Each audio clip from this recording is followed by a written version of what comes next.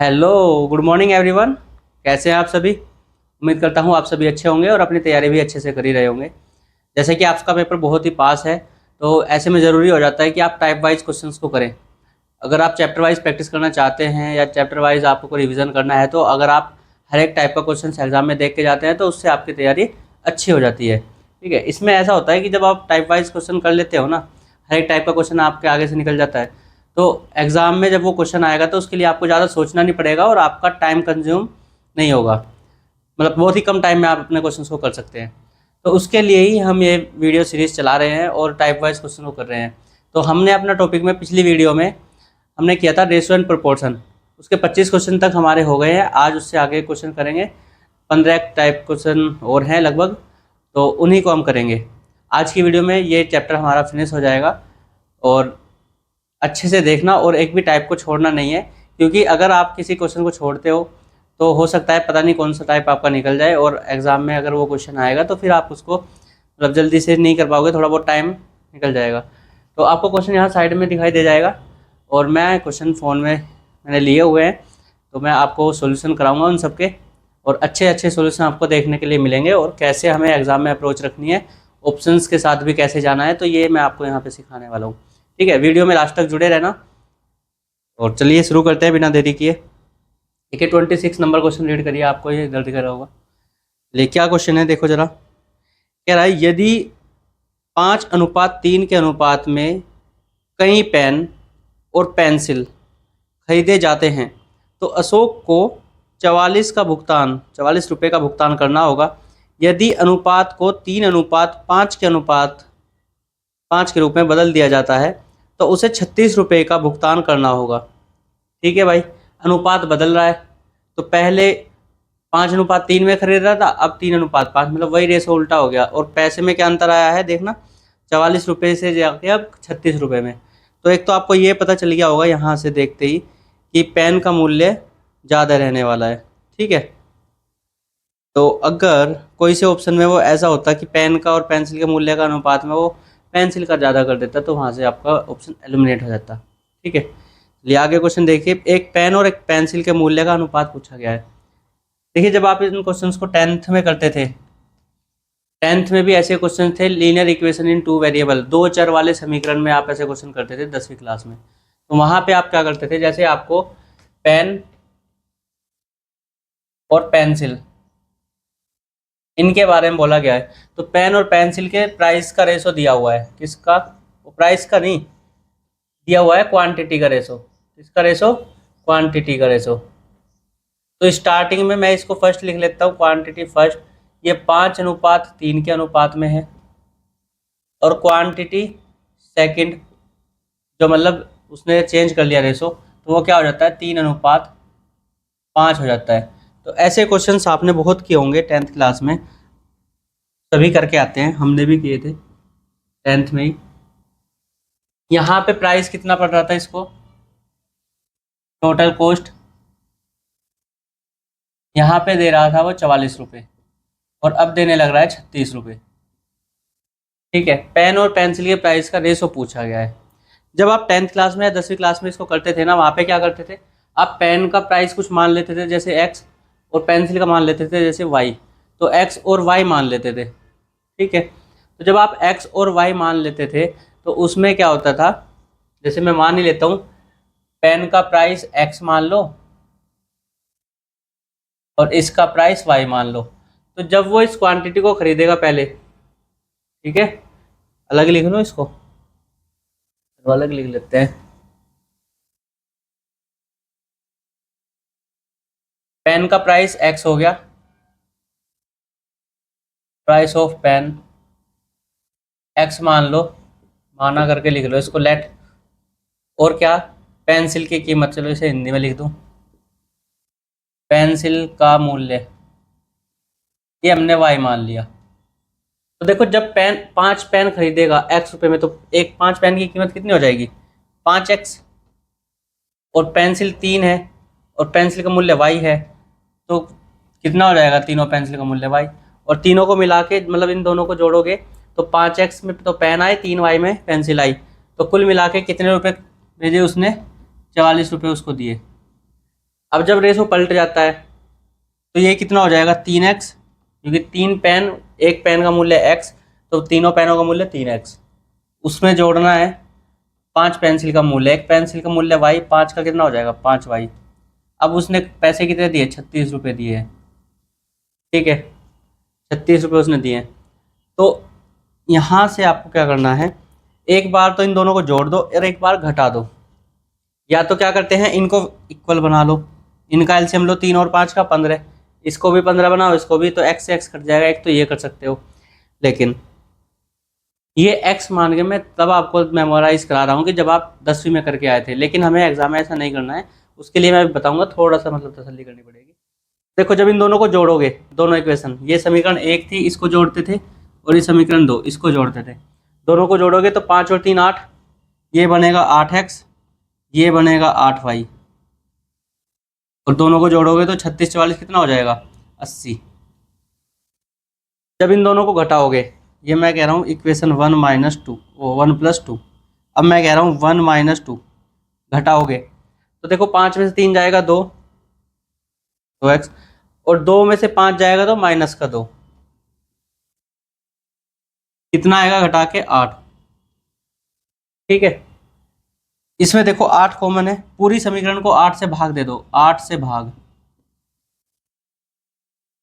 क्या बनेगा x plus Y बराबर 10, इसे 2 से भाग दे दो, इसे क्या करो 2 से भाग, तो क्या बनेगा x माइनस वाई बराबर 4, x माइनस वाई बराबर 4, ठीक है। अब जब उसने पूछा क्या है पेन के मूल्य और पेंसिल के मूल्य का अनुपात, तो पेन का मूल्य x है, पेंसिल का मूल्य y है, तो आपको x बटे वाई निकालना है। क्या निकालना है x बटे वाई। तो अगर आपको x बटे वाई निकालना है, देखो अब भी ये, इसको समीकरण 3 मान लो, इसको समीकरण 4 मान लो, एक बार तो इन दोनों को जोड़ दो, तो देखो y से y कट जाएगा, तो 2x बराबर कितना हो जाएगा 14। यहाँ से क्या हो जाएगा, मैं लिख रहा हूँ 3 प्लस 4, तो x प्लस वाई करोगे जब, मतलब इन दोनों इक्वेशन को जोड़ोगे, तो 2x बराबर कितना हो जाएगा 14, तो x बराबर कितना आएगा 7 आएगा, ठीक है। 7 रख दो इसमें, 7 उधर जाएगा माइनस का, तो इसकी वैल्यू कितनी आ जाएगी y की, तो यहाँ पे इसके इस वाली इक्वेशन में वैल्यू को पुट कर रहा हूँ मैं, तो 7 प्लस वाई बराबर 10 है, तो y बराबर कितना हो जाएगा 10 माइनस 7 बराबर 3, देखिए तुम लोग पहले 10 माइनस 7 बराबर 3। तो अगर आपसे पूछा गया था x अनुपात y, x अनुपात y पूछा गया था, तो हमने x और y का मान निकाल रखा है, x का मान कितना है 7 और y का मान कितना आया है 3, तो ये आपको आंसर में देखने को मिलेगा, ठीक है। ऐसा हम 10वीं में करते थे, लेकिन हमें करना है कंपटीशन में, तो जब आपको ये अनुपात एक जैसे दिखाई देना 5 और 3, 3 5, मतलब इन्हीं को ही पलट दिया है, तो आपको क्या करना है फटाफट से इन दोनों को जोड़ोगे, और जो इनको योग करके आता है 5 और 3 8, ठीक है। तो आपको बस ये लिखना था 44 प्लस 36 बटे, इन दोनों को जोड़ के क्या आएगा 8, ये आएगा x plus y, x plus y, और इन दोनों को घटा के क्या आएगा, इन दोनों को घटा के आएगा 8, और 8 बटे इन दोनों को घटा के क्या आएगा 2, तो 8 बटे 2 करोगे तो ये क्या आएगा x माइनस वाई आएगा, ठीक है। हमेशा ऐसा ही आता है, तो x प्लस वाई और x माइनस वाई का सीधा मान आपको मिल जाएगा, इतना सारा करने की जरूरत नहीं होती है। तो जब भी आपको अनुपात ऐसा दिखाई देना, जब वो पलट रहा हो बस इनको, तो आपको ये चीज़ ऑब्जर्व करनी चाहिए, ठीक है। ये अलजेब्रा में भी क्वेश्चन आता है, तो ऐसा ज़रूरी नहीं है कि आपको यहीं पे ये क्वेश्चन दिखाई देगा, और 10th क्लास में या 10वीं क्लास में तो वो अलजेब्रा में ही आते थे ये क्वेश्चन, तो ये क्वेश्चन अर्थमेटिक में दिया हुआ है अनुपात में करके, लेकिन अलजेब्रा का ही एक तरीके से क्वेश्चन है, ठीक है। दूसरी चीज़, आप इसमें क्या करोगे, आपको कभी भी ये क्वेश्चन मतलब ऐसे सोल्व नहीं करना है जैसे मैंने कराया है, ये ऑप्शन में देखना, ऑप्शन में देख के आपको अनुपात दिख जाएगा किससे बन रहा है, ठीक है। तो वहाँ से आपको ऐसा आइडिया लग जाएगा कि हाँ ये वाला क्वेश्चन हमारा आंसर हो सकता है, ठीक है। तो आपको बस वही करना है ऑप्शन से, ऐसा नहीं करना, ठीक है। चलिए नेक्स्ट क्वेश्चन करिए, नेक्स्ट क्वेश्चन क्या है देखो एक बार, नेक्स्ट क्वेश्चन भी आसान है, दुकानदार बनो जल्दी से और क्वेश्चन करो। के लिए मैं इसे हटा दूं। पेपर में तो समझ गए ना, ऐसे करना है।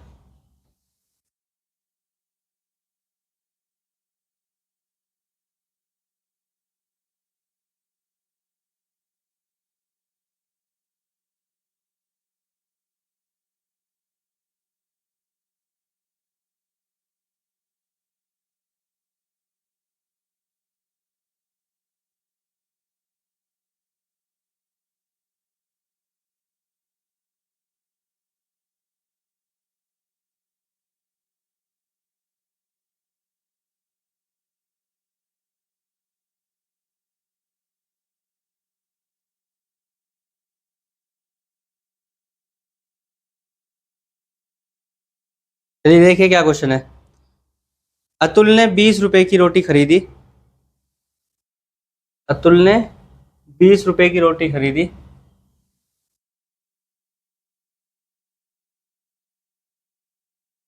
और दुकानदार को 100 रुपए का नोट दिया। दुकानदार शेष राशि 2 रुपए, 5 रुपए, 10 रुपए मूल्य वर्ग के सिक्के में दी। मतलब उसने जो भी उसने पैसे वापस किए, 2 रुपए का सिक्का था, 5 रुपए का था और 10 रुपए के नोट या सिक्के, ठीक है, इस तरीके से दिया। इनका अनुपात क्या है सिक्कों का? 5:4:1 के अनुपात में है। तो दुकानदार ने 5 रुपए के कितने सिक्के दिए? तो देखिए बहुत आसानी से इसको निकाल सकते हैं। सबसे आसान क्वेश्चन यही होता है जब भी आप किसी एग्जाम में बैठते हो। तो क्या क्वेश्चन है? सामान खरीदा कितने रुपए का? 20 रुपए का। सामान खरीदा कितने का? 20 रुपए का। पैसे दिए 100 रुपए। बचे कितने? 100 माइनस 20, 80 रुपए। अभी 80 रुपए दुकानदार को वापस करने हैं, मतलब दुकानदार वापस करेगा आपको। तो किसके सिक्के दिए हैं उसने? एक तो 5 रुपए का सिक्का है, उससे पहले 2 रुपए का भी सिक्का था एक। 5 रुपए, 2 रुपए और 10 रुपए, ये सिक्के हैं। और किस अनुपात में दिए हैं ये सिक्के? 5:4:1। अच्छा 10 का एक ही दिया है भाई, तुम्हारी तो पूरी जेब बजेगी बढ़िया करके। चलो सिक्कों का अनुपात क्या है? 5:4:1। 80 रुपए आ जाएंगे इससे, 5:4:1 से आएंगे, क्योंकि सिक्के के केवल एक एक नहीं दिए हैं, बस इस अनुपात में दिया। हो सकता है 2 रुपए के 10 सिक्के दिए हों। 2 रुपए के 10 सिक्के देगा कितने हो जाएंगे? 20। और इससे कितने हो जाएंगे? 5 के देगा 8 सिक्के, तो 5 × 40, 20, 60 और 20 हो गए, लो हो गए। चलो ये क्या है? सिक्कों का अनुपात, सिक्कों की संख्या। सिक्कों की संख्या 5:4:1 के अनुपात में। तो जब भी आपको ऐसा क्वेश्चन आएगा ना, और ये क्वेश्चन हर एग्जाम में पूछा जाता है, चाहे आप सीजीएल में बैठे, दिल्ली पुलिस में बैठे या फिर कोई से भी यूपी के एग्जाम में बैठे। क्या अनुपात दिया है देखना जरा। 2 रुपए, 5 रुपए और 10 रुपए के सिक्के हैं और इस अनुपात में दिए हैं। अगर 2 रुपए के 5 सिक्के दिए होंगे तो 5 रुपए के 4 दिए और 10 रुपए का 1 दिए, ये इसका अनुपात का मतलब होता है। अब हो सकता है उसने 2 रुपए के 10 सिक्के दिए हों, फिर 5 रुपए कितने देगा? 8 देगा, और 10 रुपए कितने देगा? 2 देगा। ऐसे ही अगर 2 रुपए के सिक्के उसने 15 दिए हैं, इससे 3 गुना, तो 5 रुपए के इससे 3 गुना 12 देगा, 10 के 3 सिक्के देगा। इस तरीके का मतलब अनुपात का मतलब होता है ये, ठीक है। तो आपको क्या करना है? मूल्य निकालना है। आपको क्या करना है? मूल्य फाइंड करना है पहले। मूल्य किसका? सिक्कों का। तो अगर 2 रुपए के सिक्के हैं तो इनका मूल्य कितना हो जाएगा? अगर 5 सिक्के 2 रुपए के दे दिए तो कितना हो जाएगा मूल्य? 10 रुपए हो जाएगा। 4 सिक्के 5 रुपए के दिए तो कितना हो जाएगा मूल्य? 20 रुपए हो जाएगा। और 10 रुपए का एक सिक्का दिया है तो कितने हो जाएंगे? 10 ही रुपए देगा। बस ये इस अनुपात के हिसाब से हमने मूल्य निकाल लिया। तो कितना बैठा देखना जरा, टोटल करना है इसका। टोटल करोगे, टोटल क्या आएगा? 10 और 20, 30 और 10, 40। कितना आ जाएगा? 40 रुपए। तो अगर इस तरीके से दे रहा है, 5 सिक्के, 4 सिक्के, एक सिक्का दे रहा है, तो 40 रुपए दिए, लेकिन रुपए दिए कितने हैं? 80। इस तरीके से तो कितने बने? 40 रुपए बने।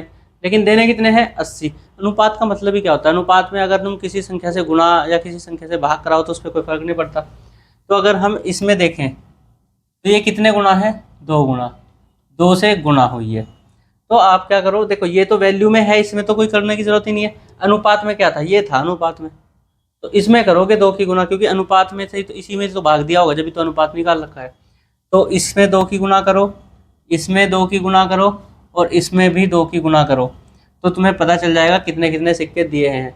तो 5 रुपए के सिक्के पूछ रहा था, तो 5 रुपए के सिक्के कितने हैं, ये हैं, ये कितने हो जाएंगे, 8 सिक्के हो जाएंगे। कितने सिक्के, 8 सिक्के। यही हमारा क्या होगा, आंसर होगा। ठीक है, जब आपको इस तरीके का अनुपात देता है ना, तो आपको क्या करना है, सबसे पहले मूल्य निकाल लो सिक्के का। ठीक है, और जब आप मूल्य सिक्के का निकाल लोगे तो फिर आपको कुछ नहीं करना होता है, उन्हें जोड़ दो और देख लो कितने रुपए दिए गए इस अनुपात के हिसाब से। जो 5:4:1 या वो जो भी देगा, इस अनुपात के हिसाब से कितने दिए गए। तो जब आप इनको निकाल लोगे तो फिर ये देखना कि इसका कितना गुना दिया गया है।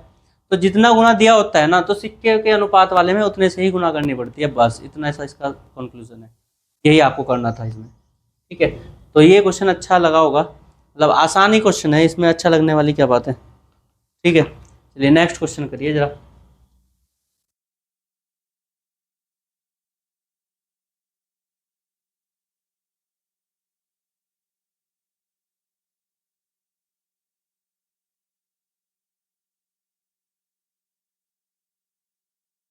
चलिए देखिए क्या क्वेश्चन है भाई। क्वेश्चन नंबर 28 है ये। अब कह रहा है किसी विद्यालय में छात्रों की संख्या का 3/8 भाग लड़कियां और शेष लड़के हैं। लड़कों की संख्या का 1/3 10 वर्ष से कम है और लड़कियों की संख्या का 2/3 10 वर्ष से कम है। यदि 10 वर्ष या उससे अधिक आयु वाले छात्रों की संख्या 260 है तो विद्यालय में लड़कों की संख्या ज्ञात कीजिए। तो लड़कों की संख्या बतानी है भाई। देखिए क्या कर रखा है इसने, क्या क्या दिया है पहले वो देख लो, क्या दे रखा है। इसने दिया हुआ है छात्रों की संख्या का 3/8 लड़कियां हैं, तो 3/8 इसने एक फ्रैक्शन दी हुई है, और ये किसके लिए बोला है, लड़कियों के लिए बोला हुआ है। लड़कियां हैं इतनी, ठीक है, लड़कियां इतनी 3/8 ऑफ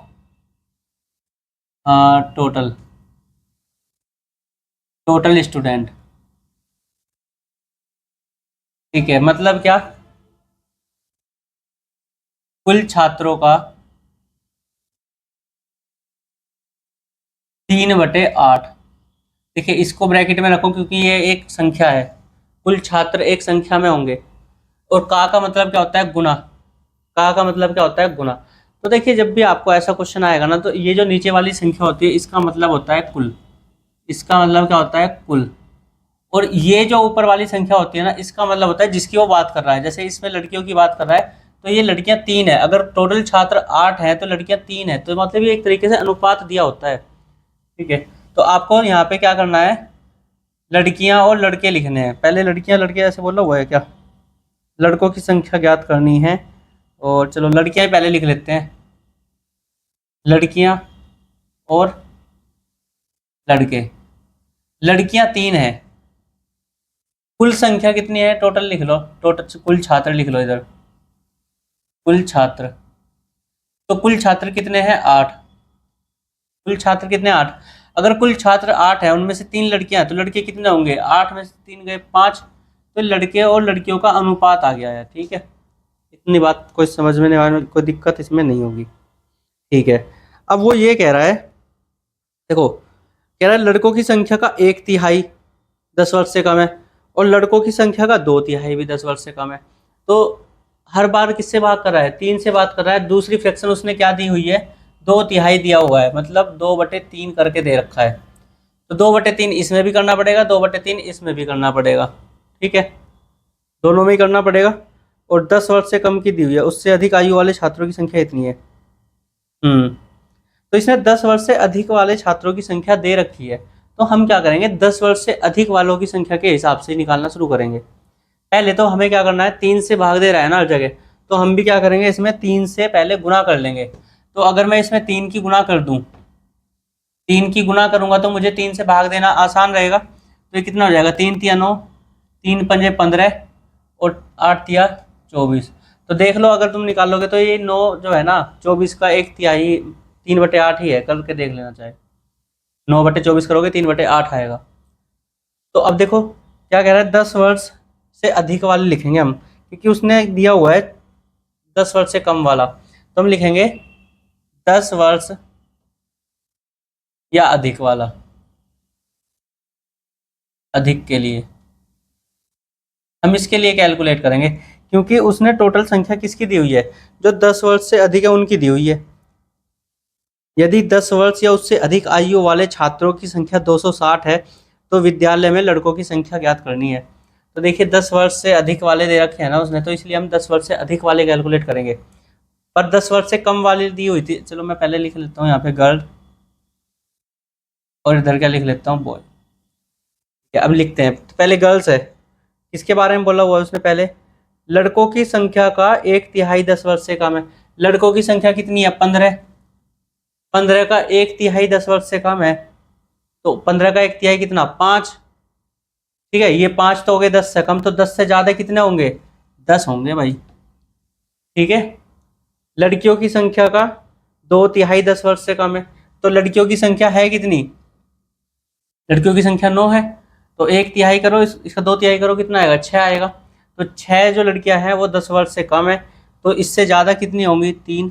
तो 10:3 क्या आ गया, 10 वर्ष या उससे अधिक लड़के या फिर लड़कियां आ गई। तो टोटल कितने हो गए ये, इनको टोटल करोगे तो 10 + 3 13 करोगे। ठीक है, लेकिन ये क्वेश्चन में दी कितनी हुई है भाई, इस अनुपात के हिसाब से, तो हमारा जो मतलब ऊपर से हम अनुपात करते ला रहे हैं उसके हिसाब से, तो 13 ऐसे छात्र हैं जिनका आयु 10 वर्ष या उससे अधिक है, लेकिन क्वेश्चन में दी हुई है ये वैल्यू 260 है ना, हाँ ये 260 दी है। तो कितने गुना होगी देखना जरा, 13 दूनी 26, तेरे का चलो ऐसे कर लो, 13 की वैल्यू 260, तो 1 की वैल्यू कितनी होगी, 260/13, तो कितना आएगा, 20 गुना। ठीक है, 20 गुना आएगा। तो उसने हमसे पूछा क्या था, उसने हमसे पूछा है विद्यालय में लड़कों की संख्या। तो लड़के तो ये रहे भाई 15, यही है ना लड़के टोटल, हाँ लड़के 15 है, 15 में 20 की गुणा कराओगे कितना आएगा, 300। 300 ऑप्शन में है, बी ऑप्शन आंसर है, तो करा दो इसमें भी 20 की गुणा।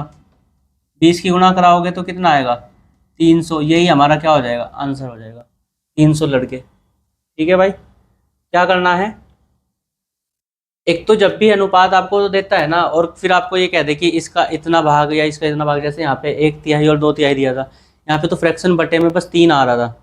ठीक है, तो हमने केवल 3 से गुना कराई, लेकिन सपोज करो ये 2/3 या 1/3 को छोड़ के ऐसे भी बोल देता 1/4 है, तो फिर ये जो बटे वाली संख्या है ना, जैसे 4 और 3, हमें इनका एलसीएम लेना पड़ता है, तो 4 3 का एलसीएम कितना आएगा, 12। तब हम 12 से गुना कराते हैं अनुपात में, जिससे हमारी कैलकुलेशन क्या हो जाती है, आसान हो जाती है, फ्रैक्शन में ना पड़ती। ठीक है, तो ये ध्यान रखने वाली बात है बस। चलिए आगे क्वेश्चन करेंगे, जरा क्वेश्चन समझ आया है या दोबारा बताऊं एक बार, दोबारा बताने वाला तो वैसे कुछ है नहीं, तुम देख तो लोगे ही। चलो नेक्स्ट क्वेश्चन करो, तो डाउट आया करे तो कमेंट में लिख दिया करो, नेक्स्ट वीडियो में मैं उसको रिजॉल्व करा दूंगा डाउट को। ठीक है,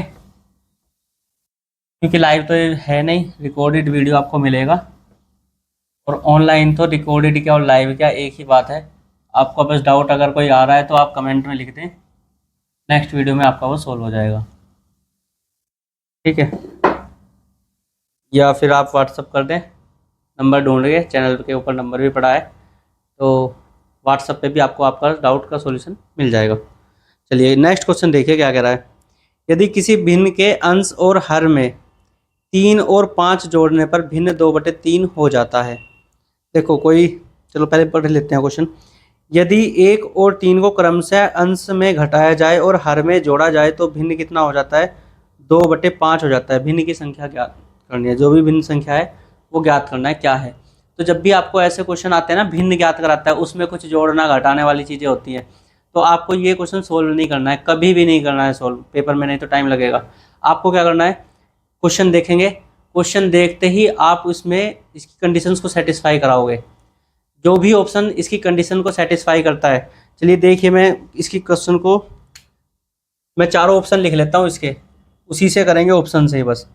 ठीक है, 5/7 है, दूसरा ऑप्शन है 6/7, और तीसरा ऑप्शन है हमारा 7/6, और चौथा ऑप्शन है 7/5। ये 4 ऑप्शन है।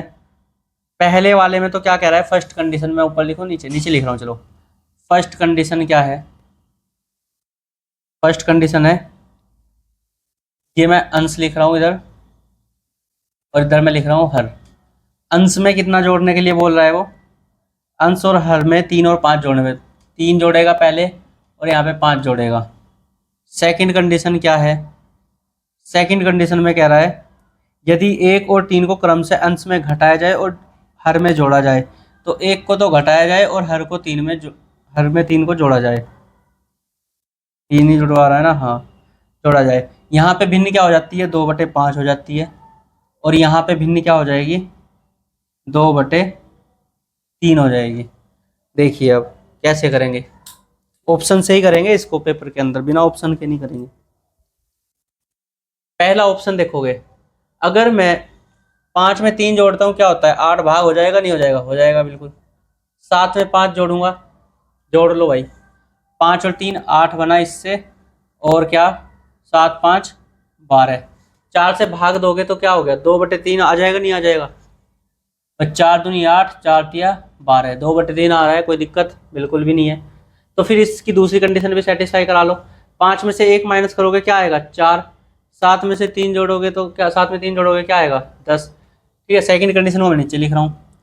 5 में से 1 गया 4, और 7 में 3 जोड़ोगे 10। तो देखना 2/5 आएगा, नहीं आएगा, आ ही जाएगा।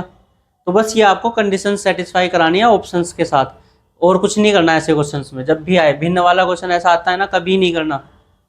इस वाले में कर को देखो, कंडीशन सेटिस्फाई, 6 में 3 जोड़ोगे क्या आएगा, 9 आएगा, और 7 में 5 जोड़ोगे क्या आएगा, 12 आएगा। देखना क्या बनेगी फ्रैक्शन, 3 तिया 9, 3 चौक 12।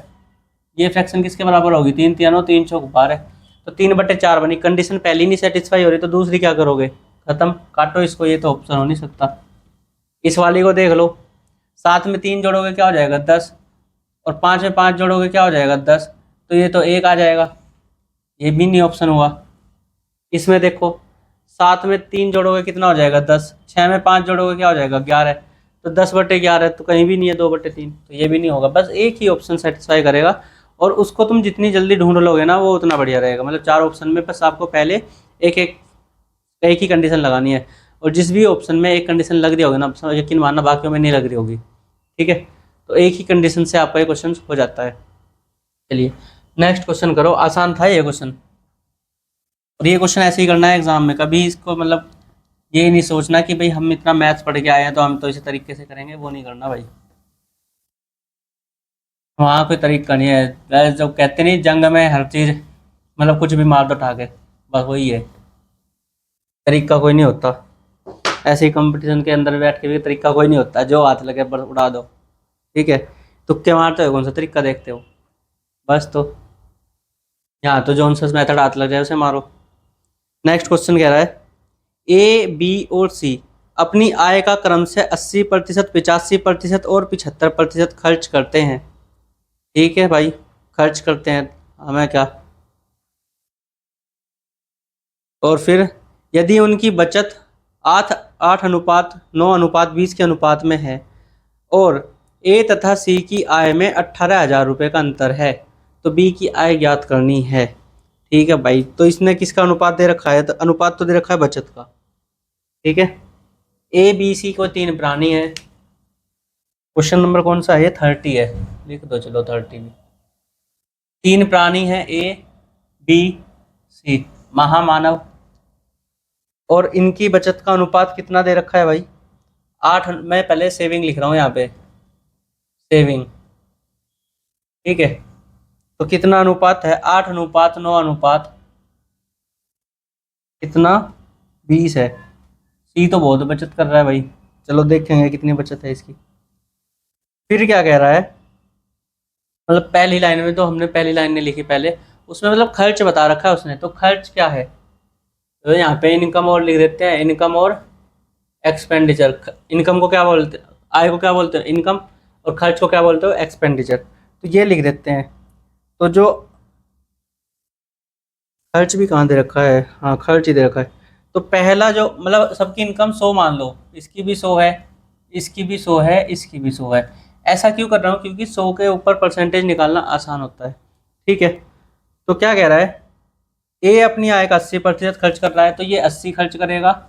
ये कितना खर्च करेगा भाई, ये खर्च करेगा 85, और ये 75 खर्च कर रहा है। ठीक है, अभी इनका आपस में अनुपात कुछ नहीं है, इनका आपस में अनुपात कुछ भी नहीं है। अनुपात अगर है तो वो इन दोनों का है। ठीक है, तो अब आप इनके रेशो अगर चाहते हो तो निकाल लो, नहीं तो कोई ज़रूरत वैसे है नहीं। चलो, अब उसने क्या रिलेशन दिया हुआ है, उसने रिलेशन दे रखा है भाई, ए और सी की आय में अंतर कितना है, 18,000 रुपये का अंतर है। ए और सी की आय का अंतर कितना है, 18,000। तो अगर हमें 18,000 करना है, देखो ये सेविंग्स दी हुई है ना, अगर इस वाले को ना मैं, चलो थोड़ा सा नीचे लिख लेता हूँ, रेशो को थोड़ा सा नीचे लिखो भाई, 8:9:20। देखो 100 में से 80 खर्च करे बचाएगा कितना, 20। 100 में से 85 खर्च करे तो बचाएगा कितना, 15। और 100 में से 75 खर्च करे तो बचाएगा कितना, 25। ठीक है, ये बचाएगा। अब ये सेविंग और ये सेविंग एक ही है। ऐसा को भी हो सकता है कि एक ही आदमी दो अलग अलग बचत करता हो, एक ही तो बचत करेगा अपनी इनकम में से। अगर उसकी इनकम एक ही है तो एक ही तो बचत करेगा वो, जितनी भी उसकी महीने की होगी। ऐसा हो सकता है कभी कि भाई उसने 20 रुपये बचाए, 8 रुपये बचाए, ऐसा थोड़ी होता है। तो या तो 20 ही रुपये बचाएगा महीने के, अगर 20 बच गए तो फिर 8 बचने का क्या मतलब है। अगर 8 बचाएगा तो मतलब क्या है, ये 12 और खर्च कर दिए उसने, 12 खर्च नहीं किए। ये सेविंग एक ही होती है, तो इन दोनों को क्या करना है, सेम बनाना है। तो 8 को 20 बनाओगे, क्या करना चाहिए, या 20 को पहले क्या कर लो, 8 बना लो। देखो इसको पूरे को किससे भाग दे दो, 10 से भाग दे दो, 10 से भाग दे दोगे, ये गया 10 से। ठीक है, तो बना कितना, चलो मैं इससे नीले से बनाता है, काले से बनाएंगे। अब देखो सेविंग यहाँ पे कितनी, ये खर्च अगर इसकी इनकम 10 है, 8 खर्च करेगा, 2 बचाएगा। बचाने कितने हैं, 8। कितने गुना है, 4 गुना है। तो इसमें किसकी गुना करा दो, 4 की। इसमें भी किसकी करा दो, 4 की। इसमें भी किसकी करा दो, 4 की। तो कितना हो गया, ये तो 8 ही हो जाएगा। ये कितना हो गया, 8 चौक 32 हो गया, और ये कितना हो गया, 40।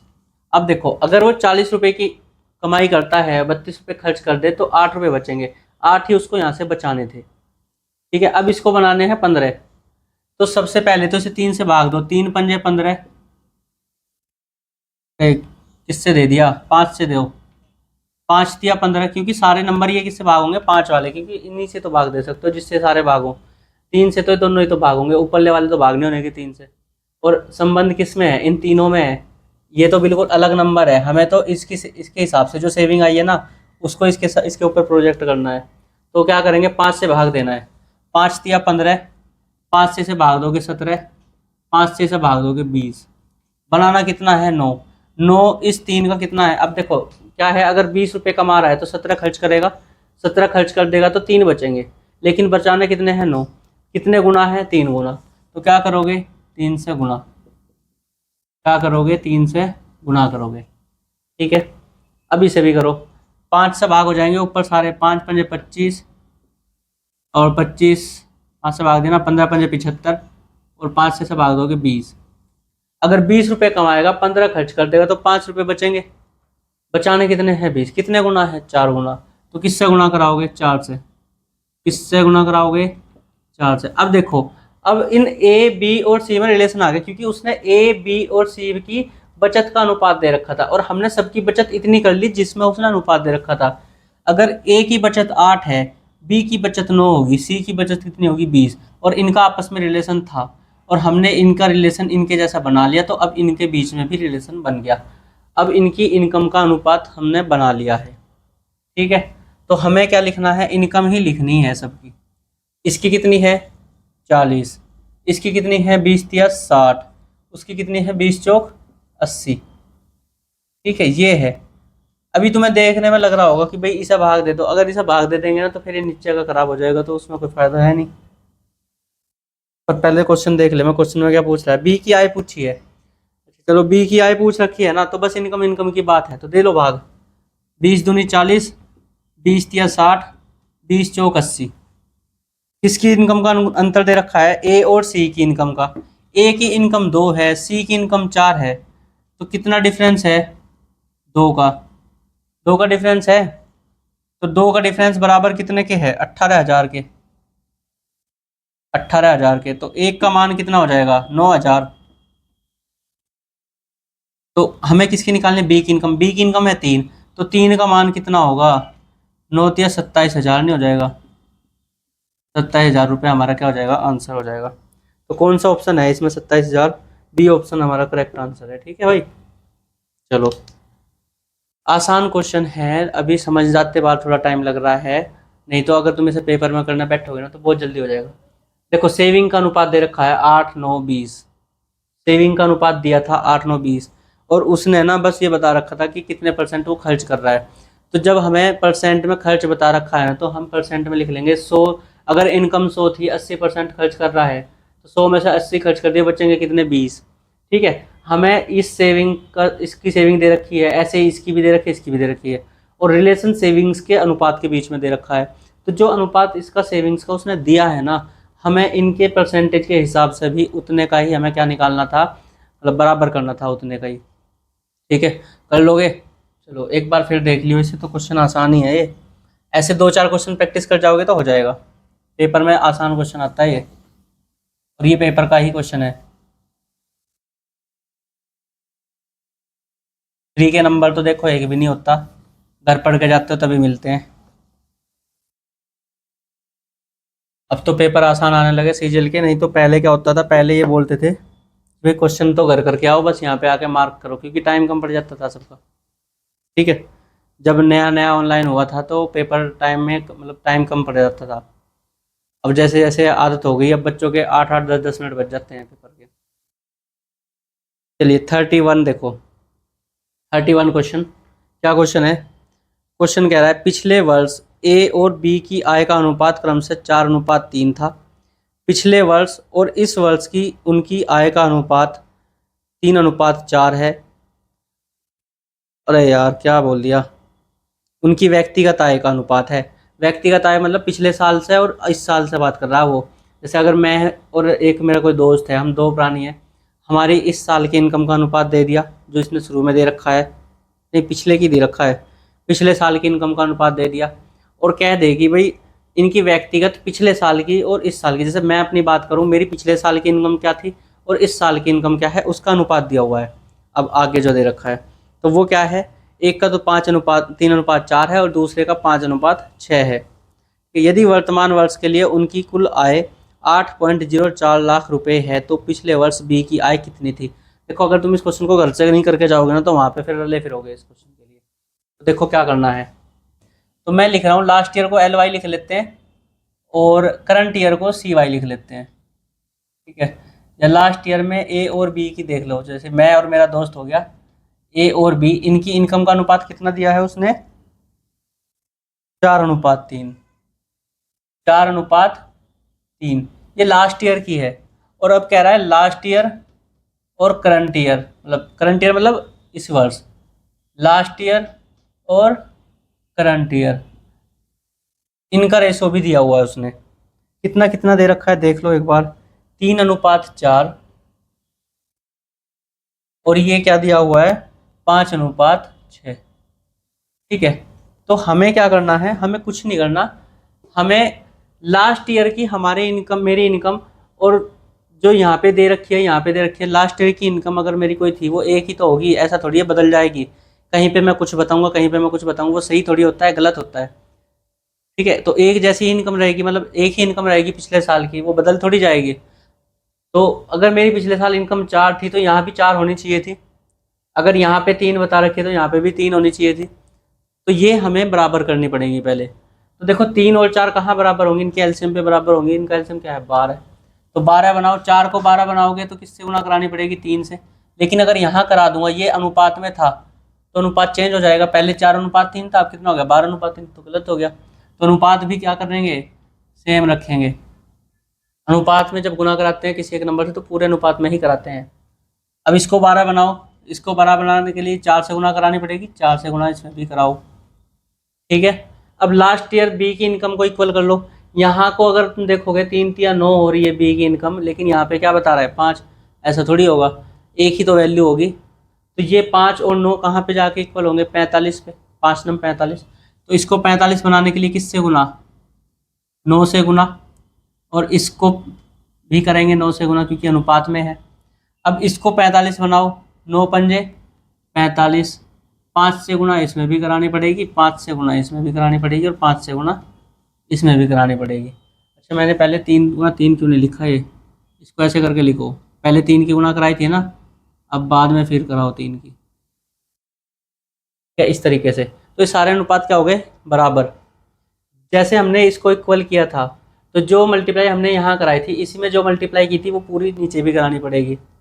जो मल्टीप्लाई हमने नीचे से करा के, मतलब इसके हिसाब से ऊपर कराई है, जो मल्टीप्लाई इसमें कराई है इसमें भी करानी पड़ेगी, और इसमें कराई है तो फिर इन दोनों में भी करानी पड़ेगी, तो तब जाके इक्वल होते हैं, ठीक है। लास्ट ईयर मिला के इक्वल होना चाहिए। देखो 4 तिया 12 पंजे 60, 3 चौक 12 पंजे 60। अब ये और ये सेम ही है, ठीक है, उसी के हिसाब से इसमें मल्टीप्लाई करा रखे, 4 गुना 5 की यहाँ कराइए तो यहाँ भी कराइए 4 गुना 5 की, अनुपात बराबर रहेगा। अब ये देखो 3 तिया 9 पंजे 45, 3 पंजे 15 तिया 45, तो इनकम लास्ट ईयर की क्या हो गई, बराबर हो गई, और जो गुना इसमें कराई है इसमें भी कराई है, कोई दिक्कत बिल्कुल नहीं होनी चाहिए। तो क्या हो गया, अब ये ना सारे रेशो एक जैसे हो गए, मतलब लास्ट ईयर ए की इनकम, लास्ट ईयर बी की इनकम, लास्ट इस साल ए की इनकम, इस साल बी की, इनका आपस में अनुपात आ गया। वो क्या है, ये तो 60 अभी गुना करा दी थी, अनुपात 4 चौक 16 पंजे 80, 5 नम 45,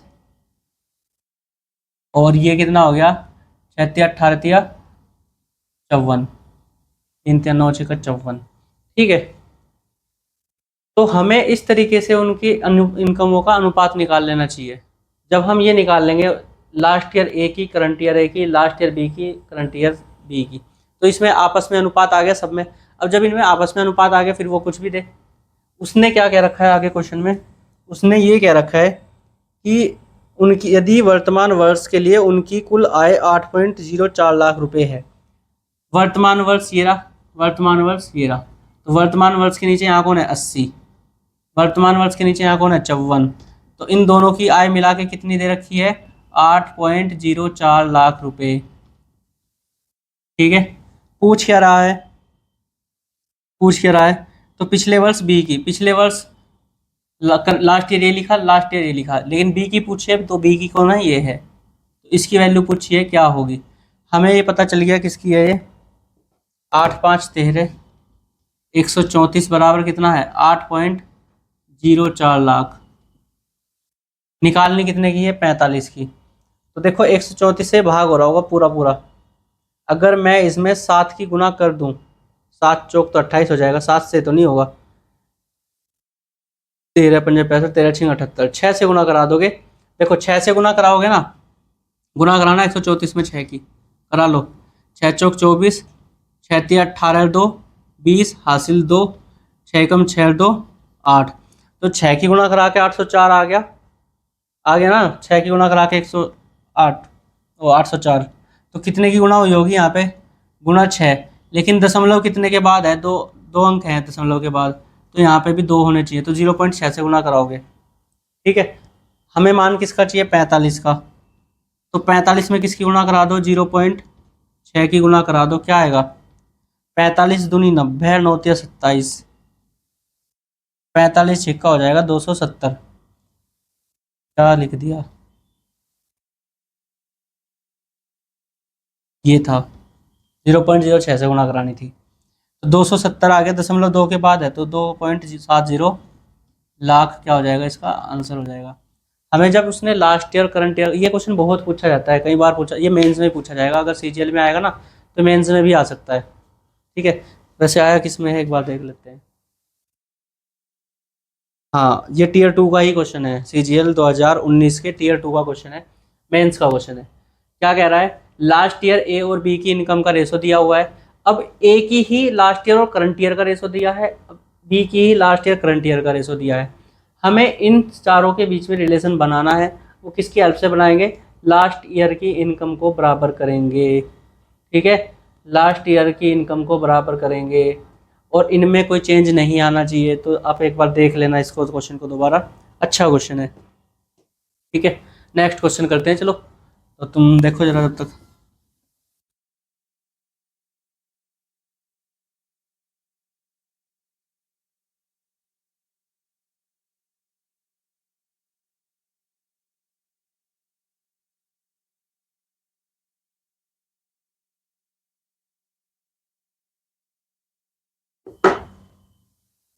देखो भाई क्या कह रहा है क्वेश्चन में, ए की आय और बी की आय में 5:7 का अनुपात है।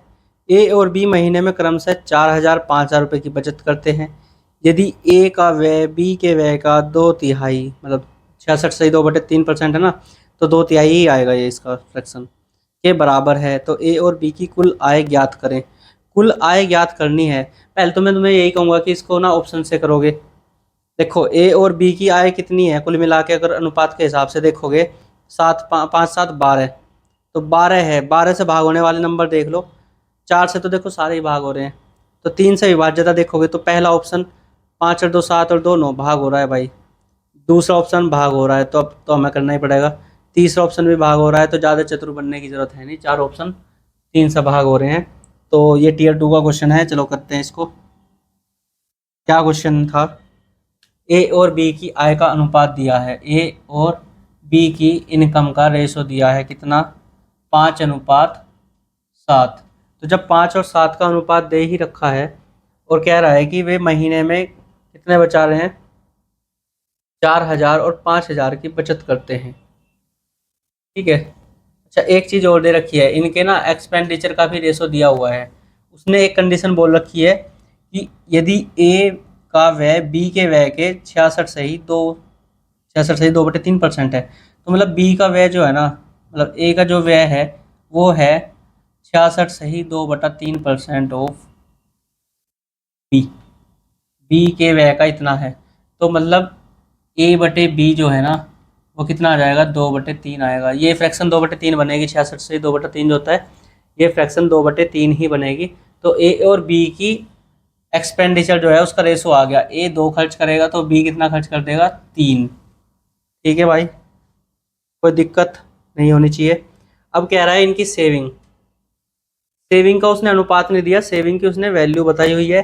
ए 4,000, वैसे तो मैं 4,000 को 4 के लिख देता हूँ कैलकुलेशन करते हुए अपने पेपर में, लेकिन तुम्हें पूरा 4,000 लिख के दूंगा यहाँ पे, कभी तुम्हारी बचत कम पड़ जाए। ठीक है, 4,000 और 5,000 की बचत करता है। ए और बी के आय का योग पूछा है, ए और बी की कुल आय। हम पता है इसको कैसे कर सकते हैं, चाहे तो तुम क्या करो, इसको x के साथ में x लगा लो। ठीक है, मैं इसे मिटा दूंगा, थोड़ी उसे हटा दूंगा, क्वेश्चन को उधर से फिर समझाऊंगा, पहले इधर तरीके से बता दूं तुम्हें। तो इनकम को क्या मान लोगे? 5x। ये कितना मान लोगे? 5x। और ये कितना मान लोगे? 7x। ठीक है, देखो इनकम में से अगर तुम एक्सपेंडिचर घटाते हो तो क्या आता है? सेविंग आती है। लेकिन वहीं पे अगर इनकम में से सेविंग घटा दोगे, या चलो ऐसे समझ लो, एक्सपेंडिचर प्लस सेविंग क्या होता है? इनकम होता है। तो अगर तुम इनकम में से एक्सपेंडिचर घटाते हो तो सेविंग आती है, इनकम में से सेविंग घटाओगे तो एक्सपेंडिचर आएगा। तो हमें यहाँ पे वही करना है। तो 5x क्या है? इनकम है। अगर मैं इसमें से सेविंग घटा दूँ किसकी? ए की, तो ए की क्या आ जाएगी? ए का क्या आ जाएगा? खर्च आ जाएगा। अगर मैं बी की इनकम में से बी की सेविंग घटा दूँ तो क्या आ जाएगा? बचत आ जाएगा। मतलब दोनों की क्या, वो सॉरी सेविंग ही तो घटाइए तो एक्सपेंडिचर ही आएगा। तो सेविंग कितना, सेविंग का रेशो कितना है? 2:3। ए बटे बी का मान कितना है? 2/3 रख दो, कैलकुलेशन कर दो, तुम्हारा आंसर आ जाएगा। ठीक है, लेकिन हमें क्या करना है? हमें पेपर में ये नहीं करना है, हमें तो बस उसे हटा रहा हूँ मैं क्वेश्चन को। अब तुम समझो, इनकम दी है 5:7, एक्सपेंडिचर 2:3। कहाँ से निकाला? इस वाली लाइन से जो क्वेश्चन में दी हुई है सबसे बाद में, ठीक है। और सेविंग कितनी है? 4,000 और 5,000, ठीक है। एक क्रॉस मल्टीप्लिकेशन मेथड होता है, बहुत जगह पे लगता है, यहाँ पे भी लगेगा, अनुपात में बहुत जगह पे लगता है, ठीक है, खासकर तो अनुपात के लिए, लेकिन बहुत जगह पे लगता है ये। देखो ऊपर इसकी मल्टीप्लाई कराओगे 5 तिया 15, इधर कराओगे 14, नीचे कराओगे 4 तिया 12,000, और इधर कराओगे तो 10,000। ऊपर डिफरेंस कितना इन दोनों का? 1। नीचे इन दोनों का डिफरेंस कितना? 2,000। क्रॉस मल्टीप्लिकेशन मेथड है। उस डिफरेंस को, एक की वैल्यू को कितने के बराबर रख दो? 2,000 के, ठीक है। हमसे पूछी थी इनकम कितनी है, 5 और 7 है, तो 12 बराबर कितना हो जाएगा? कुल इनकम कितनी है? 12। तो 12 बराबर 2,000 गुणा 12, तो कितनी हो जाएगी? 24,000। कितनी कम इनकम है, देख ले। हाँ, बी ऑप्शन सही आंसर है भाई, ठीक है। बस इस वाले में हम क्या करते हैं, इस वाली कैलकुलेशन से बच जाते हैं। जो ये मेथड ये है ना, वही मेथड ये है, मैंने बेसिक वाली में समझा रखी है, या तो इसमें होगी या दिल्ली पुलिस वाली में, देख लेना, ठीक है। देखो क्या किया था, इनकम दे रखी थी, इनकम का रेशो, एक्सपेंडिचर का रेशो, और अलग अलग सेविंग। जब भी आपको यहाँ पे दो रेशो दिए हों और उसमें कुछ ऐसा दे रखा हो, कोई वैल्यू ऐड कर रखी हो, सब्ट्रैक्ट कर रखी हो, यहाँ पे देखो, अगर मैं इनकम में से इसको सब्ट्रैक्ट करूँगा तो क्या आ जाएगा? ये आ जाएगा ना, तो मतलब इनके बीच में एक रिलेशन है। ऐसा ही होता है, दो संख्याओं का अनुपात दे के रखता है, उसमें कुछ जोड़ता घटाता है, तो फिर उनका अनुपात दे के रखता है, तो मतलब दो अनुपात देगा, एक वैल्यू देगा एक्चुअल वैल्यू, और फिर उससे क्या पूछेगा? किसी अनुपात वाले की एक की वैल्यू पूछ लेगा। जैसे यहाँ पे इनकम पूछ रखी थी, तो जो उनसे भी अनुपात की आपको वैल्यू निकालनी है ना, उसको कहाँ रखोगे? ऊपर रखोगे। मुझे यहाँ पे इनकम वाले की निकालनी थी, तो मैंने इनकम का रेशो कहाँ रखा था? ऊपर रखा था। अगर मुझे यहाँ पे किसकी वैल्यू निकालनी होती? एक्सपेंडिचर की वैल्यू निकालनी होती, मतलब खर्चे की वैल्यू निकालनी होती, तो खर्चे वाला जो अनुपात है, इसको कहाँ रखता? मैं ऊपर रखता, ठीक है। तो ये मतलब मैंने कराया हुआ है पिछली किसी वीडियो में, तो देख लेना, वहाँ पे आपको समझ आ जाएगा अच्छे से, ठीक है। चलिए नेक्स्ट क्वेश्चन करते हैं भाई।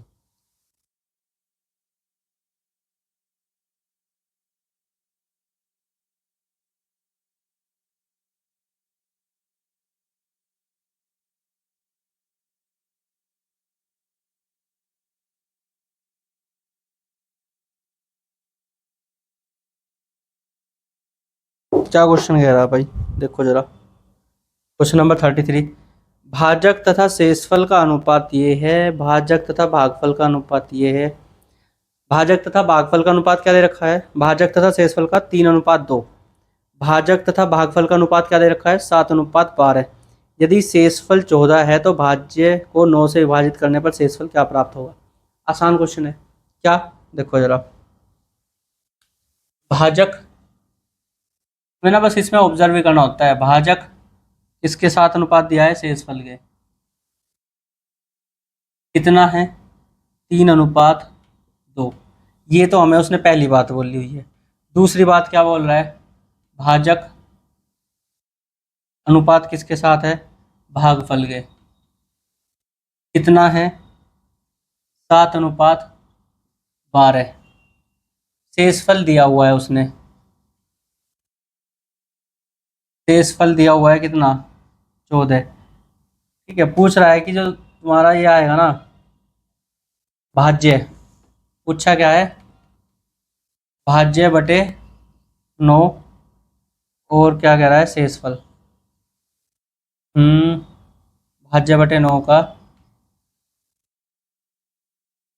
शेषफल, ये पूछ रखा है भाई। क्या करोगे?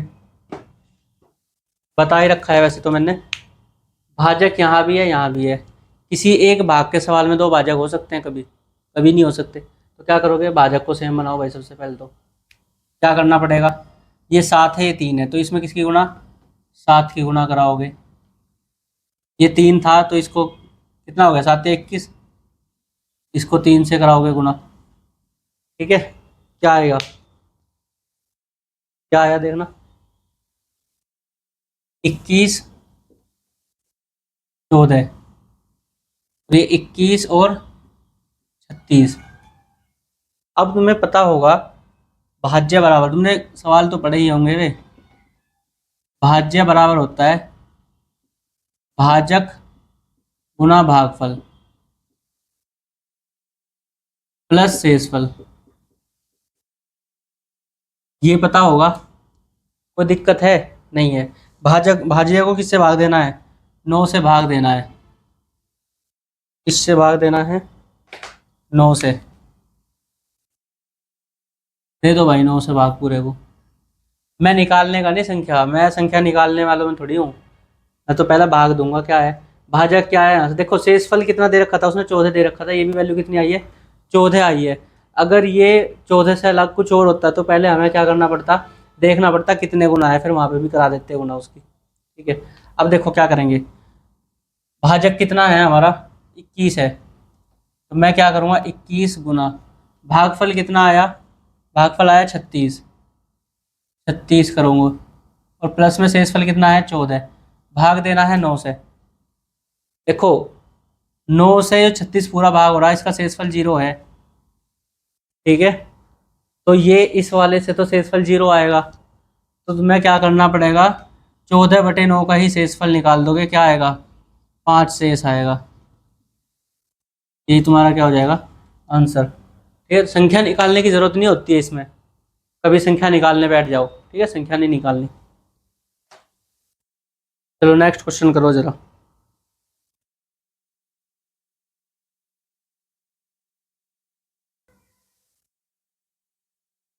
देखो भाई क्या क्वेश्चन है। Question number 34। रवि की उम्र श्याम की उम्र का 3/5 भाग है। अभी लड़कों लड़कियों वाला क्वेश्चन कराया था ना एक, तो मतलब अगर नीचे वाला है तो वो पता चल जाएगा नीचे कौन है। रवि की उम्र श्याम की उम्र का, तो श्याम की उम्र 5 है, तो रवि की उम्र कितनी है? 3 है। ठीक है, भाग है। अब ये क्या लिख दिया इसने? अच्छा, एक्स वर्ष के बाद, पूर्ण विराम बिन से वहीं नहीं लगाया गया। एक्स वर्ष के बाद रवि और श्याम की उम्र का अनुपात 5:7 हो जाता है। यदि आरंभ में उनकी आय का योग, उनकी उम्र का योग 32 था, तो एक्स का मान कितना है भाई? चलो करते हैं इसको, देखते हैं क्या है। अनुपात का क्वेश्चन है 34। एक तो है रवि और एक है श्याम।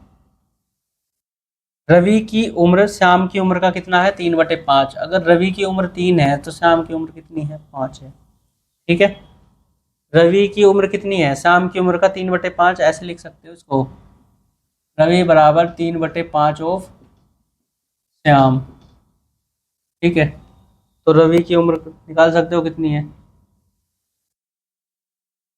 आ जाएगी ना। रवि बटे श्याम 3/5, तो 3:5 हो गया इनका अनुपात। ठीक है, और कह रहा है कि इसका योग कितना था? 32 था। योग कितना था? 32। इसके हिसाब से तो कितना आएगा? 8 आएगा। चलो अभी करेंगे।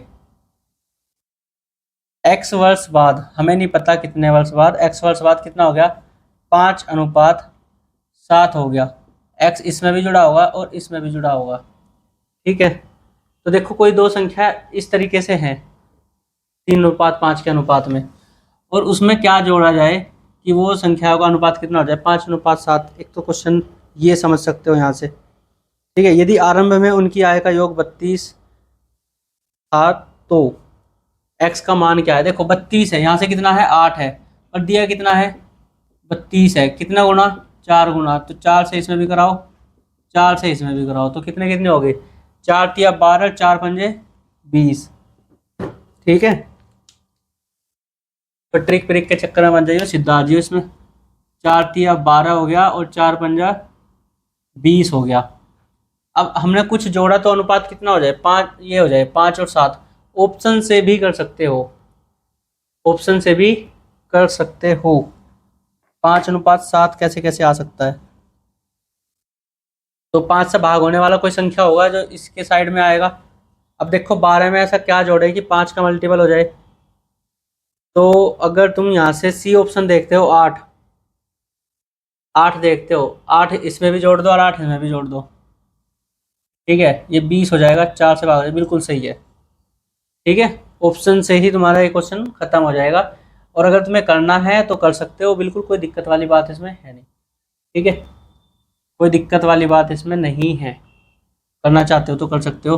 तो मैं तो इसमें तुम्हें सलाह यही दूंगा कि ऑप्शन से करोगे तो ज़्यादा बेहतर रहेगा। यहाँ के बाद तुम्हें बस ये देखना है दोनों में कौन सी ऐसी संख्याएं जोड़ी जाए कि ये अनुपात कितना हो जाए, 5:7। तो जब 5 अनुपात आएगा तो मतलब इधर कौन सी संख्या होगी जो 5 से भाग होने वाली होगी, तो 5 से भाग होने वाली इससे बड़ी संख्या कौन सी है, या तो 15 है, 20 है और 25 है। देख लो ऑप्शन में कौन सी संख्या ऐसी है जो जोड़ के इन तीनों में से कोई सा बन रहा हो। ठीक है, 2 जोड़ोगे तो कितना, कहाँ गया, हाँ 12 में 2 जोड़ोगे 14, 12 में 4 जोड़ोगे 16, 8 जोड़ोगे 20, 7 जोड़ोगे 19, तो एक ही है 8 जोड़ना पड़ेगा बस। ठीक है, कहानी खत्म इसकी क्वेश्चन की। चलो नेक्स्ट क्वेश्चन भी यही देख लो, क्वेश्चन नंबर 35। बस आज क्लास इतनी रखेंगे 35 नंबर क्वेश्चन तक। 3, 4, 9 के चतुर्थ अनुपाती और 2 और 98 के मध्य अनुपाती का अनुपात पूछा है।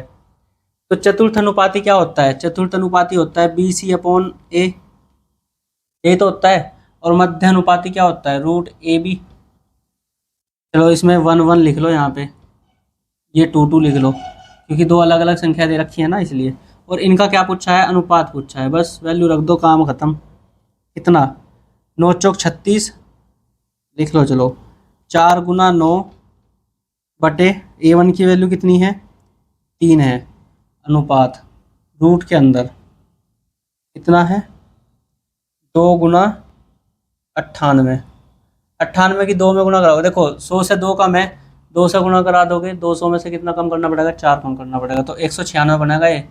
रूट के अंदर कितना है, 196 है। चलो ये 3 तिया 9, 3 चौक 12 अनुपात, ये 196 किसका होता है, 14 का। तो क्या आंसर आएगा यहाँ से, 6:7। ये तुम्हारा क्या हो जाएगा, आंसर हो जाएगा डी ऑप्शन। ठीक है, तो सीधा कर लिया करो, पेपर में ऐसा खेल करने की जरूरत नहीं है, कभी पहले मध्य अनुपाती अलग निकाल रहे हो, वो एक ही जगह लिख लिया करो, और फिर जो भी मतलब आंसर आता दिखाई दे रहे तो उससे कर दिया करो काम को।